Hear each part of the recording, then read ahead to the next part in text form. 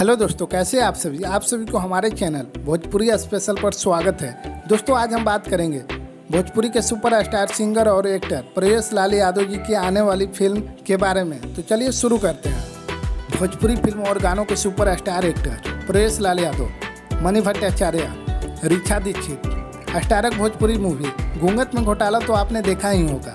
आपको बता दें कि भोजपुरी फिल्म घूंघट में घोटाला 2018 में रिलीज किया गया था, जिसे दिनेश लाल यादव के होम प्रोडक्शन से बनाया गया था। आपको बता दें, इस फिल्म की अपार सफलता के बाद एक बार फिर से भोजपुरी के सुपरस्टार परेश लाल यादव इस फिल्म के सेकंड पार्ट को लेकर आ रहे हैं। दोस्तों, घूंघट में घोटाला फिल्म के सेकंड पार्ट का पोस्टर सोशल मीडिया के माध्यम से रिलीज कर दिया गया है, जिसे आप अपने स्क्रीन पर देख सकते हैं। आपको बता दें, घूंघट में घोटाला फिल्म के सेकंड पार्ट के स्टार कास्ट में परेश लाल यादव, तनिषा मेहता, संजय पांडे, किरण यादव मुख्य भूमिका में नजर आने वाले हैं। बात करें इस फिल्म के निर्माता के, तो इस फिल्म का निर्माण कर रहे हैं परेश लाल यादव।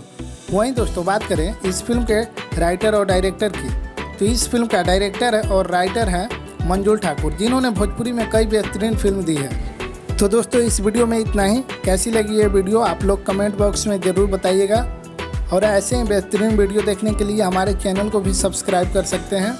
वीडियो देखने के लिए आप सभी को बहुत बहुत धन्यवाद।